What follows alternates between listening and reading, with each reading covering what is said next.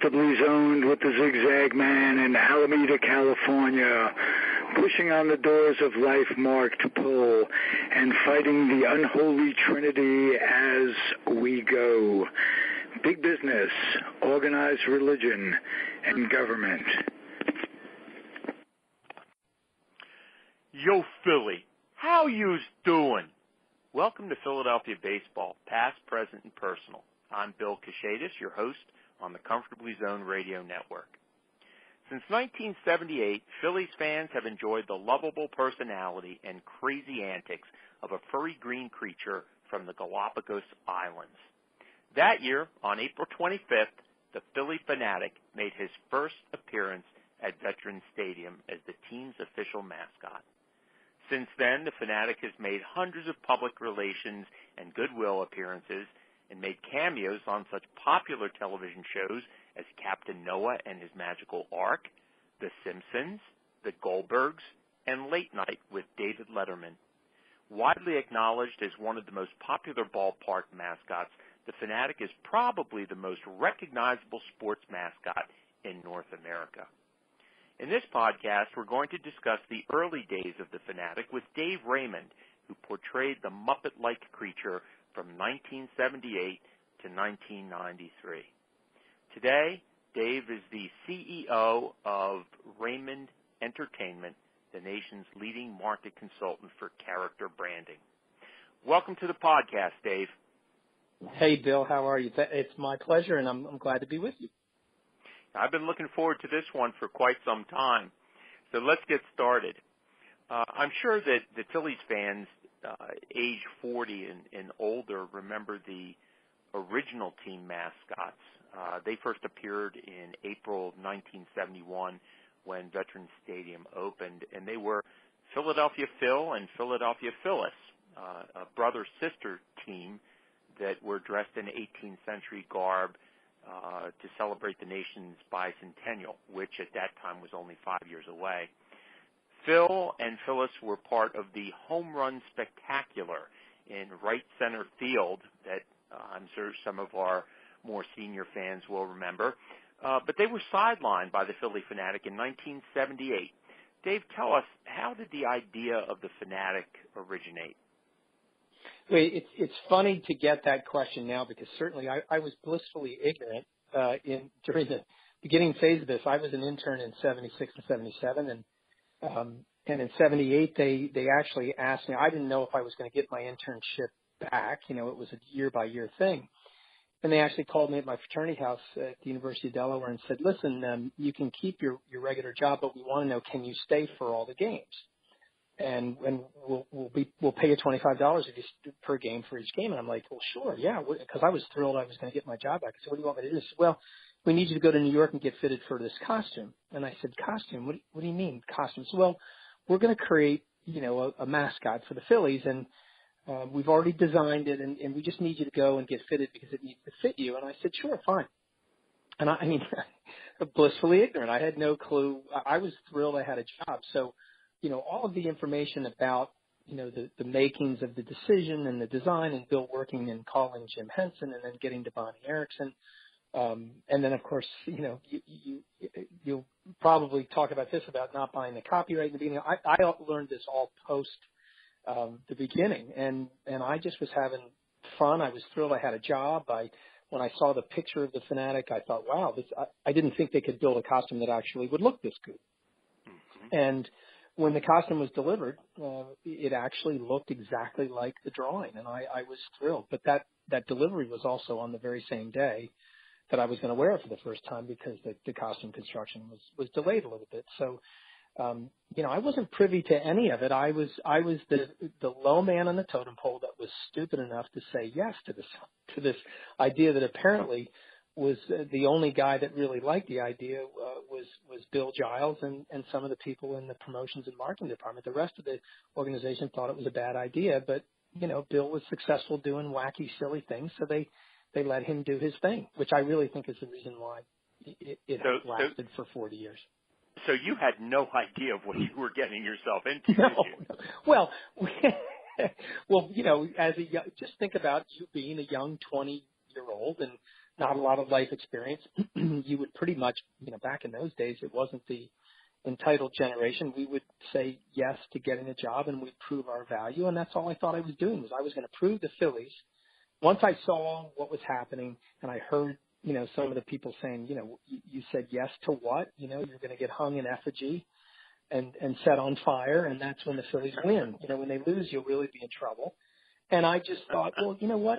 I'll be the sacrificial lamb, but I'll be the guy that sacrificed life and limb to have a job with the Phillies. They have to keep me after this, So I didn't see a downside as long as I could keep myself healthy. Mm-hmm. I'm glad you mentioned Bill. Bill and I go a ways back, and he once told me that the Fanatic was part of his marketing strategy to attract more families to Veterans Stadium, but that he had no idea that the decision to create the Fanatic would be one of the worst decisions that he ever made. And it's an interesting story because Bill was then vice president of business operations. And when he negotiated the contract with Harrison Erickson of New York, which was a design and marketing resource for, I guess, national sports teams. And by the way, Jim Henson, the creator of the Muppets, was their first client, which I find really interesting.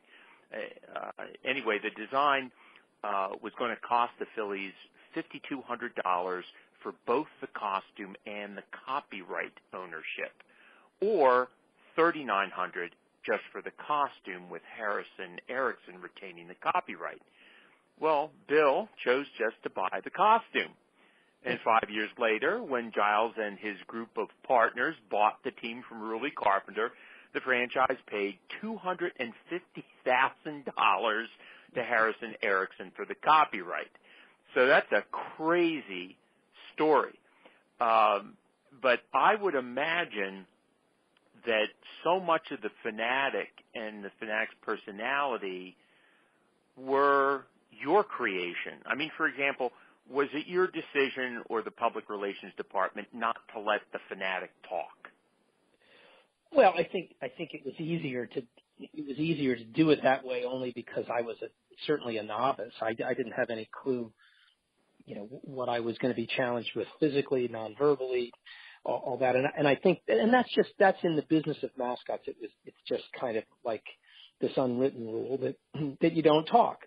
It certainly was a good idea from the standpoint of, changing performers over the years, which fortunately we did not do. But when I left, somebody's not required to come up and imitate a voice. So Kermit the Frog, and you named the character that's had a voice over 50, 60, 70, 80 years. In some of the cases of these well-known corporate mascots, they have to have somebody that would, imitate the voice. So that wasn't an issue. And I think Bill, in terms of Bill and the copyright, I would forgive him because, Harrison Erickson, they were in this industry. They understood the value of a copyright when a character became well known. I mean, frankly, on paper, there weren't a lot of people that thought this was going to be successful. So, Bill's mistake is easy to criticize when you are from a Monday morning quarterback point of view. It was a cost saving measure, and I think everybody do it because I think the thoughts were that this might not last, and it was just one more thing that Bill would create.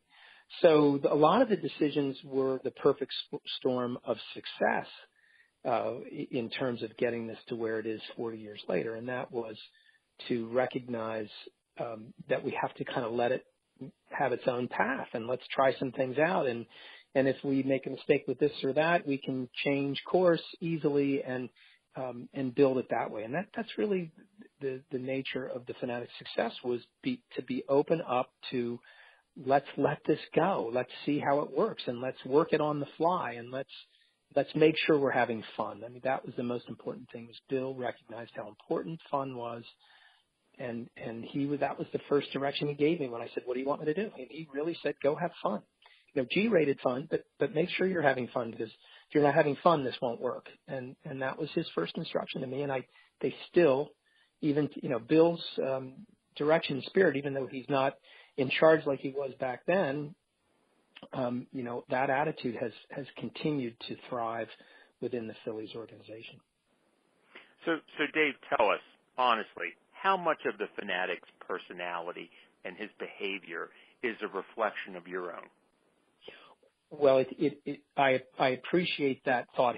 Here's what it's a reflection of. It's truly the embodiment of the Philadelphia Phillies fan base, because I was a huge Phillies fan. I went with my father to watch the Phillies, at Connie Mack Stadium. It was the first time. It was a quintessential Kevin Costner movie for me. Walking out, my dad got access to the press level, and I'd walk into the press level of Connie Mack Stadium, and those were small little cramped quarters. But when you got to the window, you could see this beautiful green field and the Ballantine beer sign and the smell of the popcorn and the peanuts. I mean, it was exactly that for me. And I fell in love with the Phillies, and I was a long-suffering Phillies fan. I understood the DNA of Phillies fans and that suffering. I understood the insecurity of Phillies fans. I understood, the hometown feel and how us against the world and all these things brewed inside of me as a young kid growing up and loving the Phillies and understanding that winning for the Phillies was icing on the cake. And then we were overseen by the evil empire 2 miles north on 95, New York, and there's 17 world championships, and you get shoved down your throat. And I just had this platform to go out and let the spirit of that Phillies fan come out in the Fanatic. The tongue. The nose that was created for the Fanatic was really born from Bonnie's idea that Bonnie Erickson, the actual woman who designed it, she said, well, that was an ode to the Boo Birds, the horn, and the tongue was an ode to the raspberry. And so those two parts of the costume just, really allowed me to, have this embodiment of the Philadelphia fan and then it didn't have to be mean spirited. I would take the Mets fan hat, look at it, stick the tongue in it, wiping my nose away from my nose like it smelled, and then I would throw it away from me. And everybody would laugh, but then the Fanatic would hustle over and get the Mets fan hat back, pour some popcorn in it, and then put it back on their head. But they would get the hat back. So I didn't destroy the hat. I just had fun with it the way we all would like to have fun. And that was what I did. And then, of course, it was trial and error. I would do something that I thought was going to be funny, and no one would respond to it. And then I would turn around and trip and fall, not on purpose. And everybody would laugh and I go, I got to fall down more. Plus I had the upbringings of the Three Stooges and Foghorn Leghorn and Daffy Duck and Warner Brothers cartoons and slapstick comedy. That was all part of my life. And I mixed all that with Philadelphia fan spirit, and out came the Fanatic. And I mean, that's really the way it happened. Wow, that's crazy. So you're saying this was all extemporaneous. You never had any training as a mime or anything like that? No, and the best compliment I ever got was from Bonnie Erickson and her partner in that business, Wade Harrison. When I went to them after I'd worked for a year or so, and I said, look, I'm going to go get some dance training. They said, great, that'll be good. That'll be helpful for you. You dance already well, but do the current dances, go learn it. I said, well, I'm thinking about taking a mime class. And they said, no, don't. And I said, why? Because that'll ruin it. You are perfectly capable and naturally gifted in that way. Do not go. Don't get confused by having an instructor trying to teach you how to be a mime, because it will take away from what's happening naturally. And that was the best compliment, and it was great advice too. Mm-hmm. I remember, because I grew up with the Fanatic, that he came out on his ATV before the game, started to rile up the crowd. He was back onto the field to hassle the opponent in the middle of the fifth inning as the grounds crew dragged the infield, and then replaced the bases, and then danced on the dugout, sometimes with a fan or two in the middle of the seventh. Was that your game routine? I mean, how many times were you expected to perform during a game? Well, it's so funny. That's such a wonderful question, and it's again, it grew naturally in the course of the game. And in the first few games, I would be taking a break down where the ground crew would be standing behind the door, behind home plate, and the phone would ring, and the ground crew would say, "It's Mr. Giles," and Bill would say, "Hey, take the Fanatic out and clean the bases off with the ground crew in the fifth inning." And that turned into a whole fifth inning routine. He had mentioned to me, make it, try to get to other parts of the ballpark, which I would do. And I didn't have it was a three-wheeler at first. I didn't have that three-wheeler. So I was walking around getting to areas, and the fans weren't paying attention to me in the beginning, but very soon they would mob me. So I would actually go to get to areas where I could get away from the crowd so that I wouldn't get mobbed. So the dugout tops and the picnic area, which went away after a while. But I had areas that I could go where I could, quote unquote, perform. The crowd could see me, but they couldn't really get to me. And then security could kind of keep me away. And then I jumped on the field to go from one side of the field to the other, and that started allowing me to get a reaction from an umpire by accident and seeing how that works. So once we had been going for a number of months, we started to figure out, hey, pregame, you're going to come on somewhere in the second inning. You'll work the third base side of the stadium, the home side where the Phillies dugout, where the visitors dugout was. And then you come out in the fifth inning because Bill had said, just go out with the ground crew. And that started to develop into a routine. And then, we want you to dance in the dugout during the seventh inning stretch, which we later changed because they wanted the Fanatic to dance and entertain more. So they didn't want to screw up with the tradition of taking me out to the ball game and change that. So then it come at the bottom of the seventh. And what's amazing, Bill, is that exact script in terms of where you are, when you are, is exactly the same today as it was back in late in 1978. Right. That's right. And it just happened. It happened because we were figuring out, oh, well, this works over here, so let's do that some more. And it works over, so there was not a lot of direction. It was pretty much, Bill's direction to me was go out and have fun, and then we'll take it from there. So whatever wasn't working, wasn't as much fun as we'd like it to be, we scrapped it. And over a number of months, we started to develop this routine, in other words, a schedule of appearances. And then what happened in those places would always change, per game. But the areas that I would be in stayed the same. And today I could go with my family at a ball game, and I can point out this is about the time the Fanatic will come out over here, and this is about the time the Fanatic's going to do this. And sure enough, there he is, because it's worked, and they've never had to change it.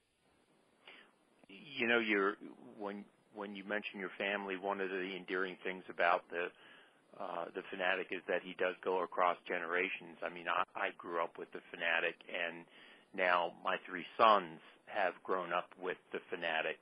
I remember taking specifically my two older sons to see Phillies ball games from the age of 3 on, and just bargaining with them to sit through an inning, and then I'll go and find the Fanatic, somewhere on the concourse, or we'll go to the Fanatic clubhouse. And in fact, with my middle son, I was so hyper about doing things, getting them paraphernalia with the Fanatic on it, that I didn't even realize until we got in the car and were driving home in the ninth inning that Kevin Millwood had pitched a no-hitter.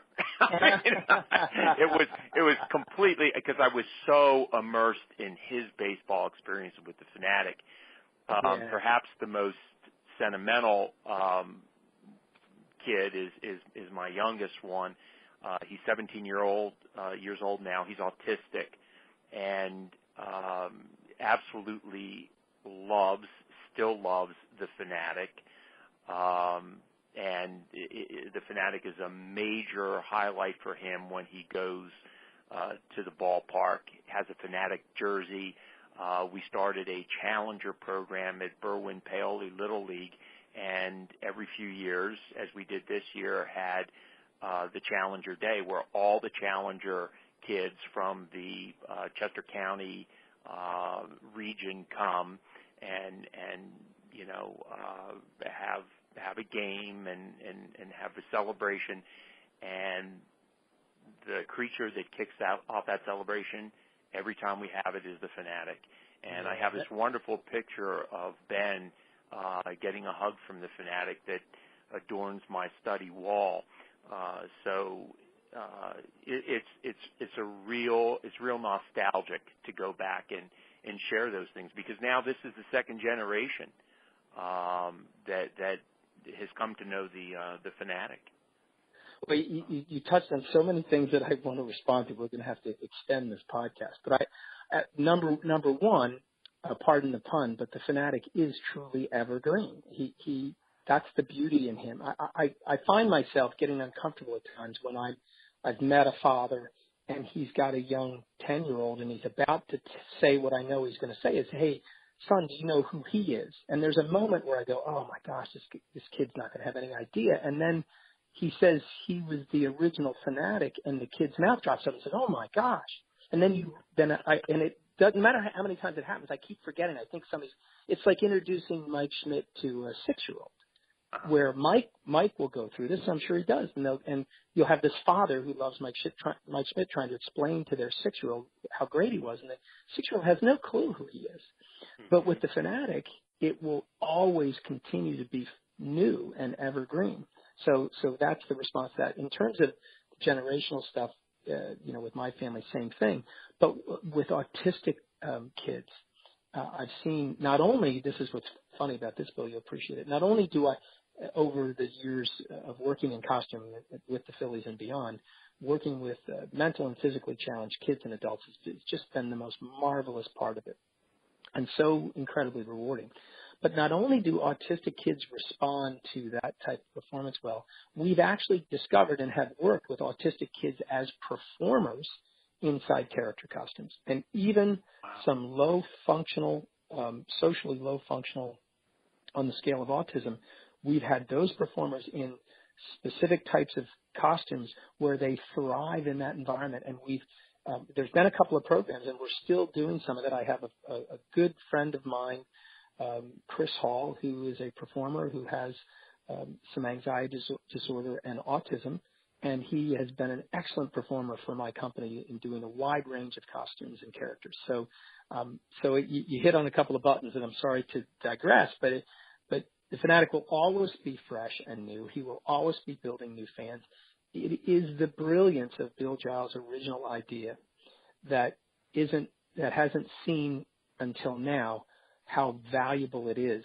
The millions and millions and hundreds of thousands of lives that he touches and engages and then sells baseball to. It's just incredible how valuable it is. And again, it's a testament to Bill's brilliance in the beginning, and the perfect storm of, I for whatever reason, I was the right guy to start it. And my mother was deaf and a certified interpreter for the deaf. And I think that as a young boy at age 2.5 was when she went deaf, I learned that I needed to get in front of my mother for her to see me and to understand me. And I think that really drove home this ability. But, all the things you mentioned are just, it's going off like firecrackers in my head about, and I talk about it all the time. I speak to groups all the time using the power of fun, which is the theory that the Fanatic taught me about how powerful fun can be. And it's truly what I love doing. And it's and see how it affects your son, how it affects people with mental and physical challenges, and how it affects people that are completely whole in that regard. It's powerful for all those people and across all those spectrums and languages and sex and races. It's amazing how great the Fanatic has been in those situations. Yeah, he truly has been a huge part of not only our family's life, but the lives of many families. And you too, as well as Bill, are to be thanked for that. You spoke about your mother. Your late father, the legendary University of Delaware football coach Tubby Raymond, once joked that I guess there are two sons. You're the eldest, is that correct? And Chris is I'm the youngest. Okay, so your brother is a coach, right? He coached, and my brother's a Renaissance man. He coached. He was a graduate of Virginia with his degree in architecture. He left to go coach. He did that for a while, and then he became a banker, an investment banker, and now he builds guitars. Wow. And I'm not kidding you. So he got all the gray matter in the family, and I was stuck with an ability to dance. Well, that's your father joked that his eldest son's a coach and his youngest son's a clown. So Yeah. I'd imagine you took an awful lot of ribbing from him for that. But didn't you play football for him? I did, and he was, I had the benefit of having my father as a coach and as my father, and he was an exceptional leader. During his funeral, I had hundreds of guys that I know and that I just met for the first time to tell me how influential he was in his life, but he's the one. Ironically, he's the one who basically got me the job. He wanted me to get a degree in business. I wanted to be a football coach. He was trying to convince me not to do that. And when he saw that he was losing that battle, he said, "Okay, fine, give up your job as a lifeguard in the summer. I'll help you get a job with the Phillies." Huh. So really, and he was all on board. I mean, he thought it was hysterical. He was angry at me because I was upsetting my mother because I was doing this stuff that she thought was dangerous, crawling out on the top, the catwalk where they laid cables so that I could be seeing better. And my dad said, "You better stop doing this. You're driving your mother crazy. She thinks you're going to kill yourself." And I said to him, "Well, if I do, they'll never forget me." I said, "Remember that guy in that silly green costume? He fell right off the upper deck, and he killed himself." So we used to joke about that. But he used to come to the games and just he was really supportive of it. And it's funny how our relationship changed from father to coach and then coach back to father. And that at an age where we could have fun together, that he could reveal to me how he felt when I was a player and how he felt when I got the job. And it was almost a fear in his mind that I was going to make a mistake. And he was protective in that way. But as a kid, you think, why won't my dad let me do this? Or why isn't he happy with me? Or why, and then you realize when you get older, it wasn't any of that. As parents, they're trying most of the time to protect you, and they don't want you to make a mistake. But he's the one that was responsible for getting me the job at the Phillies, which led me to becoming the Fanatic. So if you want to talk about who ultimately was responsible about getting me involved, it was my dad. Mm-hmm. You talk about some of the risks involved in portraying the Fanatic, and he does do some really risky things. And that costume, I don't know what the dimensions are, but the design of that costume, which hasn't changed at all over the years, is quite a challenge to perform some of those tasks in. I know because Tom Burgoyne, the current Fanatic, has told me that it's pretty hot inside during the summers, and I guess you'd have to strap on ice bags, and you still lost a lot of water weight during the game. But what are some of the challenges with the weight and the material that you're lugging around as you're performing as a Fanatic? Well, as a young person and then growing older, I mean, Tom's 52, one of my best friends, by the way, and I worked in costume all the way to my mid 40s. It's the best workout you'll ever have. So the challenges are really beneficial physically as long as you understand how to take care of yourself. So that was the big thing, was how do you keep yourself safe in a hot environment? And there's some basic things that you do. Lugging the costume around just is like lifting, light weights all the time. So you start to, it sucked a lot of weight off you. So my only problem, as is Tom's, is to keep your weight up. So you had to eat a lot of calories, and that's what you needed to do, which the only negative was once you quit doing it, you don't forget. I mean, it's hard to stop eating the calories because you're used to doing it. So that required some sort of, effort when I got done performing, but it was the greatest physical activity you could ever imagine. So if it wasn't a success, I could have made $1 billion in the healthcare industry by just telling people, hey, you can lose weight and be in great shape, and all you have to do is work out for 1 hour a day, but don't tell them what they had to do. When they get to your environment, you go put this costume on and run around in 100-degree weather, run a mile with a bag over your head, and then you'll lose all this weight. And it truly, I believe I'm 62 and I feel great. Other than a sore back here or there, I'm in great shape, and I really think it has a lot to do with forced physical activity for 22 years. I performed with the Phillies for 16 years, but I continued to perform for another 9 years after that in costume, and I just, I have a client, Salix Pharmaceuticals, and I just was at a Washington D.C. trade show, and I jumped in costume for 3 days and had a blast. I mean, and I did it because I love doing it. So I looked at it as, again, 3 days of the workout. So the only challenge is really about being funny. That was the biggest thing, was the anxiety, and all of it was, what am I going to do next? What can I do that's going to impress people? What's going to make them laugh? So you are a comedian, and you are a physical comedian, and it takes a lot of effort and creative energy to continue to do that over and over and over again and be fresh, not just for the fans, but fresh in your mind, because you get bored, and if you get bored with it, it really doesn't allow you to perform well. Dave, I'm curious, how much does that costume weigh, and what kind of material is it made out of?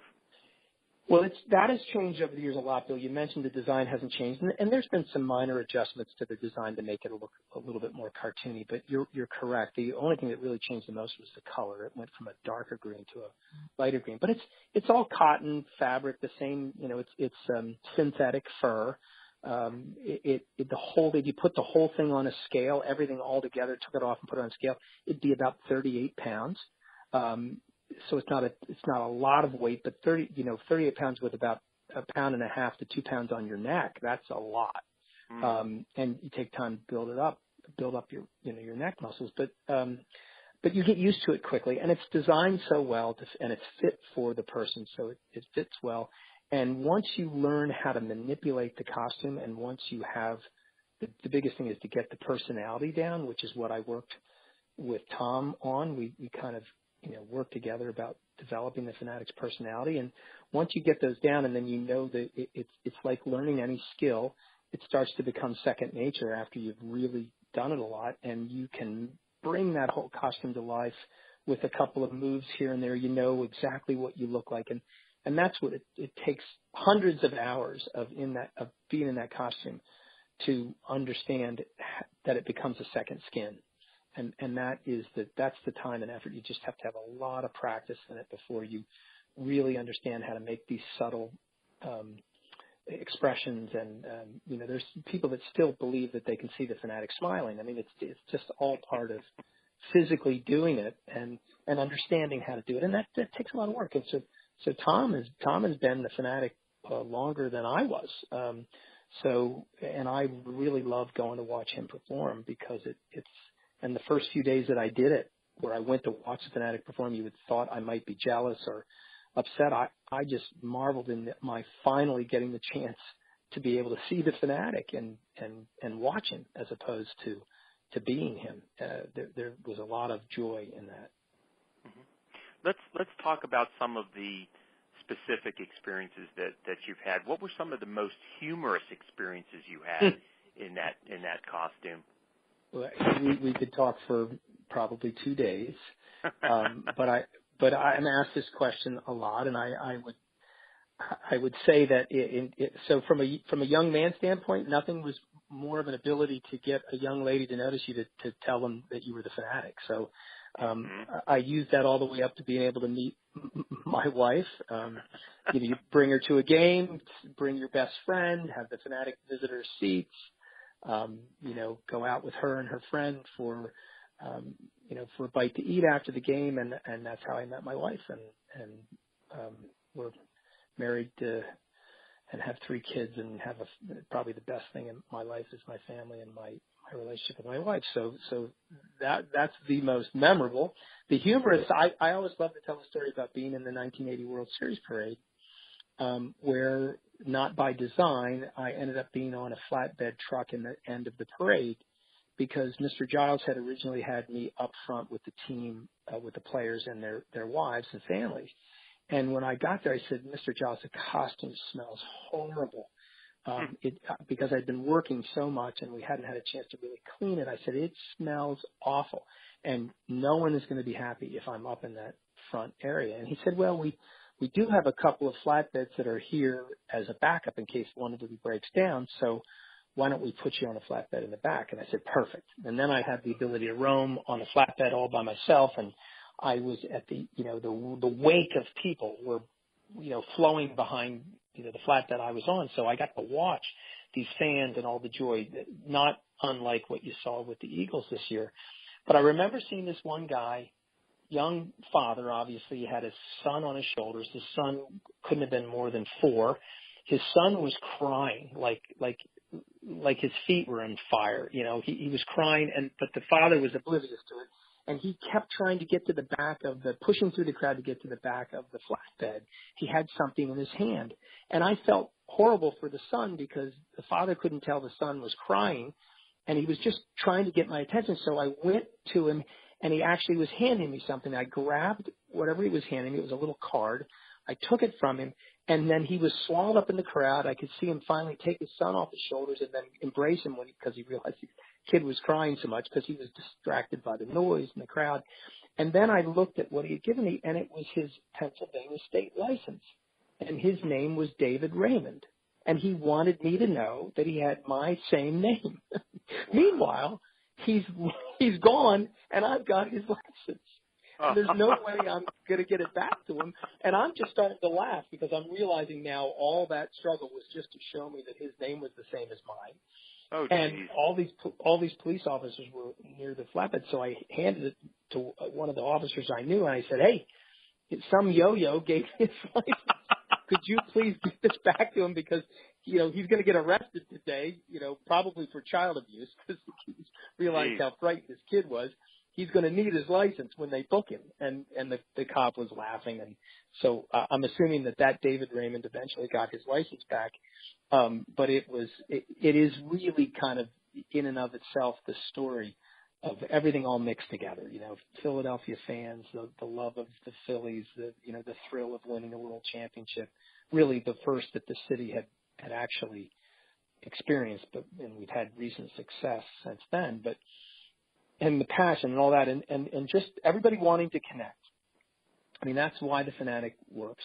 He's a direct connect from the players on the field to the fans in the stands. And he goes back and forth. Did anyone ever get mad at you? I know there was the story about Dodger manager Tommy Lasorda after the little stunt of having the Lasorda dummy and effigy being stomped on him. Did he really get upset about that, or he did, and Tommy, over the years I had a chance to talk to him about it, and look, he's a complex guy, but I always tell the story about what Rick Sutcliffe, Rick Sutcliffe and Tommy never got along all the way back from his rookie year when Tommy said he was going to be on the roster for the playoffs, and at the last minute Tommy cut him. And so Rick said, there's 100 people that know Tommy. 80% of them don't like him, and the other 20% don't really know him. so Tommy was a polarizing guy, but he was a huge benefit to baseball in terms of an ambassador. And if you knew him casually, you loved him. But if you really got to know him, at some point he was going to be mad at you for some perceived slight. So that's really was his relationship with the Fanatic. He got to know the Fanatic in Japan when we were touring Japan. He loved how the crowd responded when the Fanatic would try to imitate Tommy. He loved the fact that people were paying attention to him and the Fanatic. And so when we came back that year, we kept doing it. But he eventually got grumpy and was tired of me. He didn't want to do it anymore. Didn't want to have me make fun of him anymore. And of course the Fanatic was like a dog on a bone. So yeah, he got angry. But if I were to tell you, and very few players or umpires over my 16 years were ever really mad at the Fanatic. And if I gave you the names, you'd go, oh, okay. And I'll give you one, Barry Bonds. Right. Oh, okay. He's a jerk. Right. I mean, that's what some people would say. Who's the? Oh, now I'm gonna go blank on the other guy that played out in the American League, and oh gosh, I'll try to remember his name, but he would be another one. If I gave you his name, I had trouble with him. He was really mad at me. Oh, okay, I get it.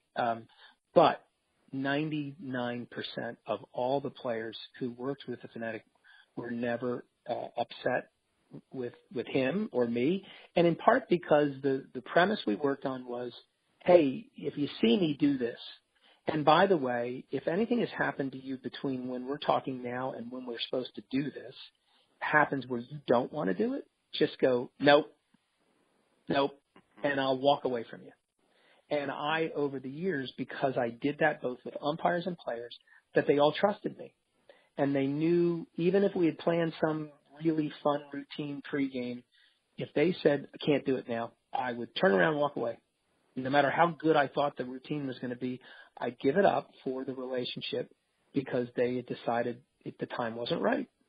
And that they talk, all the players talk to other players, all the umpires talk to other umpires. And when they come in town, they say, hey, so-and-so told me you're really easy to work with.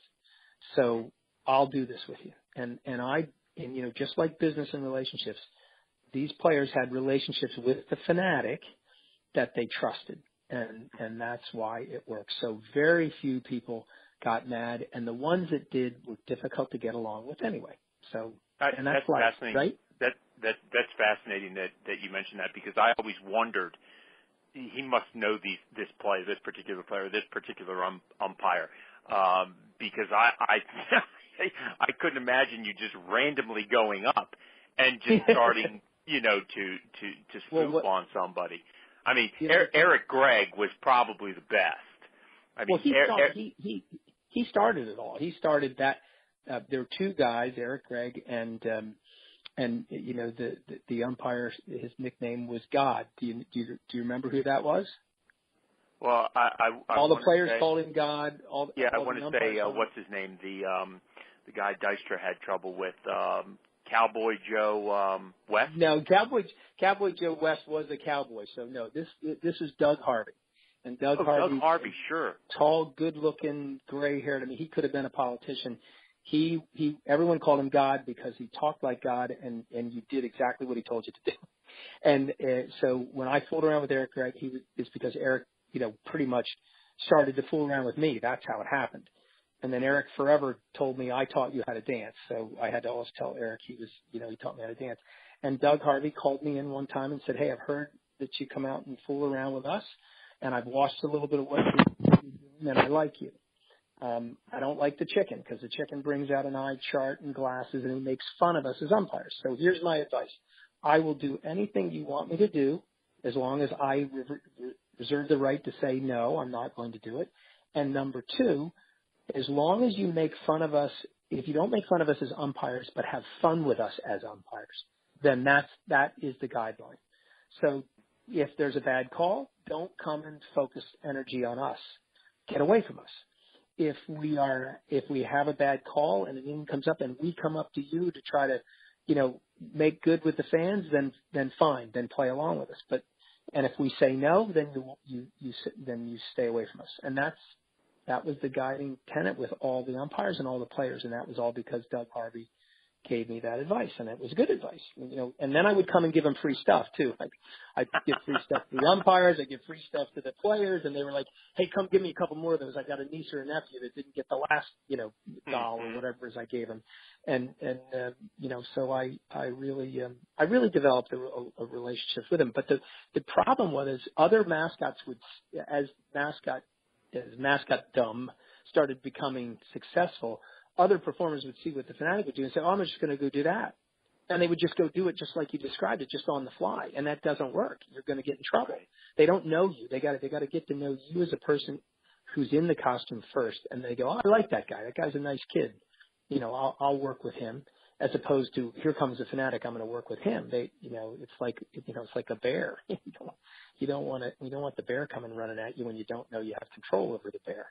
So the young kids that were starting in this business doing it got in trouble because they thought, oh, you just walk up and do this, and they didn't realize there was a lot of preparation before you do that.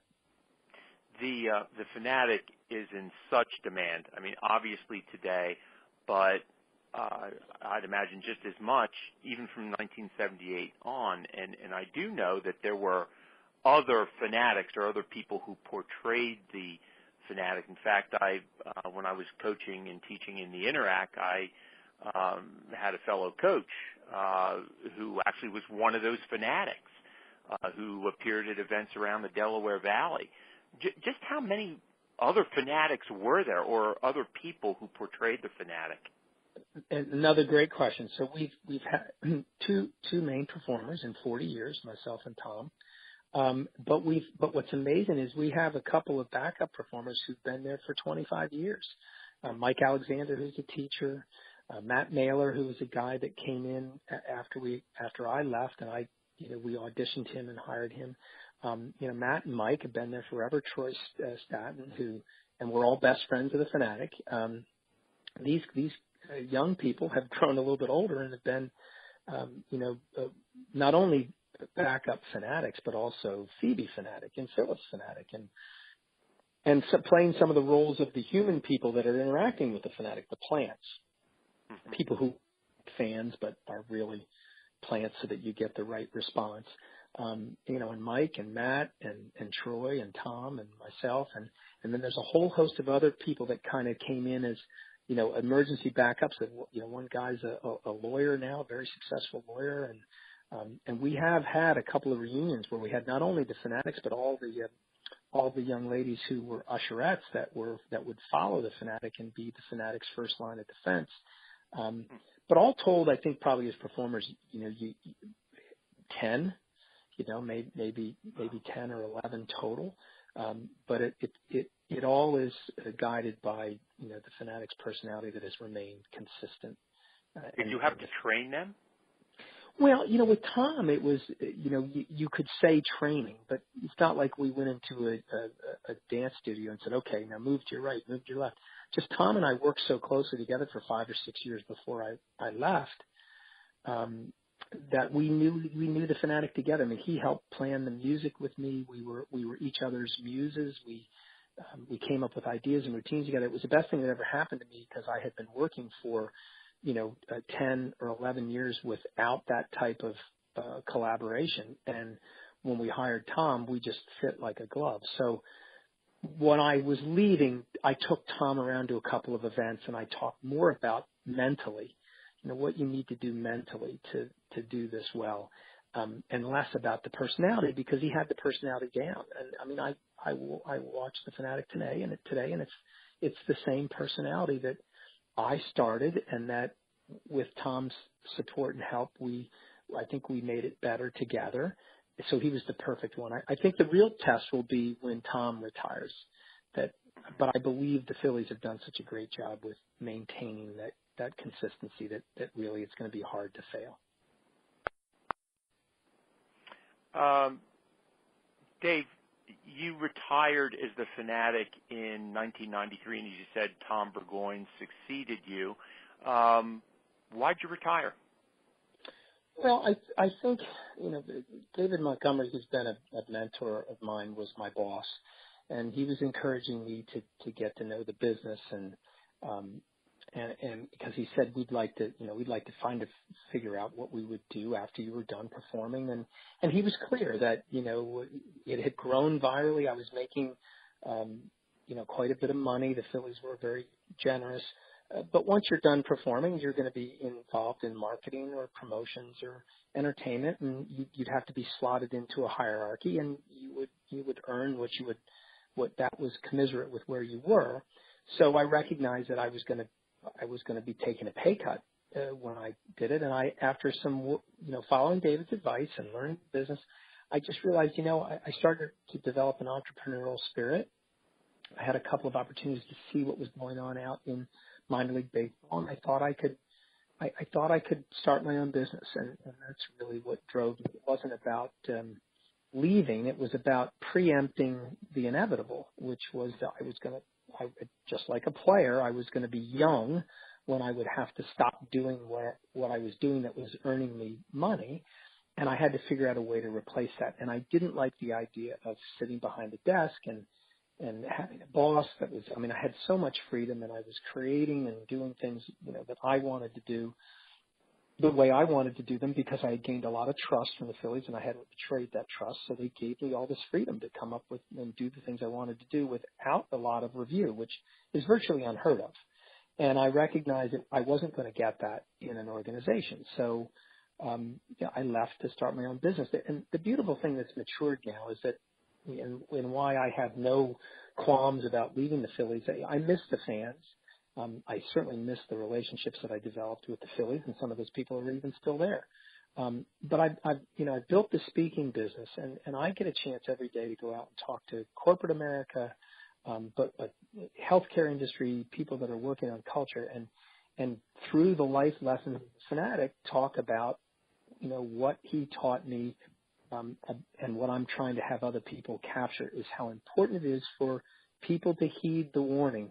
You have to make sure that you're having a good time. And one of the most transformative books I read was The Happiness Equation by Neil Pasricha, and he talks about how the old adage of working hard, getting good grades, finding a job and getting paid well because you've worked hard, and then being happy should be flipped on its ear.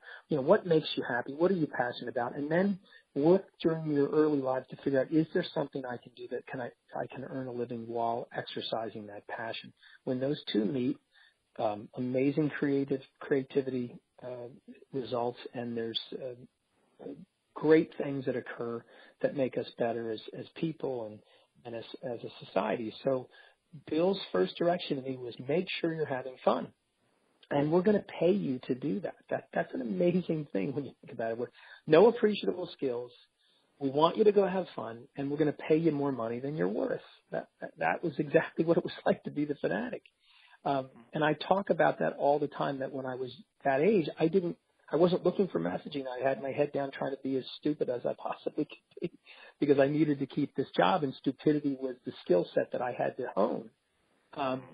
So when you tell people in corporate America about it, it's second nature to me, but they look at you like you've got two heads. And because they think, well, fun's what we do on our off time.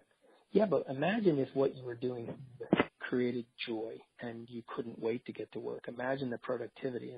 And that's really what I speak about. And that's so all of this, I feel, all of what I've done and had the fortune to do, and all that I've learned is now, developing a new life for me. This is the guy that used to be the Fanatic, but today he does this, and that's really what I left the Phillies for, and it's coming to pass now. It's taken me a lot of work and effort developing a couple of businesses, raising a family and doing the things that you're supposed to do as a provider. But now this opportunity to speak in front of groups has just been an amazing experience for me, and I love doing it, and that's really what I'm trying to do each and every day while running a business. So your current business, Raymond Entertainment, really offers a variety of services. You are a motivational speaker. You are a consultant for other sports teams, sports market. Do you also design costumes for colleges, minor league teams, et cetera? What are the array of services you offer? And we rolled out the business in 2000. I had my partners were actually the people that designed the Fanatic, Harrison Erickson, and we developed a business together. And then that business dissolved, and I created Raymond Entertainment in 2000. And really, what we were trying to do was deliver character branding programs, which was design, construction, copyrights, and a model on how to do it right. And that then matured into more of a consultant business in the last 7, 8, 9 years, where we still design and build, and we probably do that as much as any. But now I just get people to the right builder to build the costume at the price point that they require.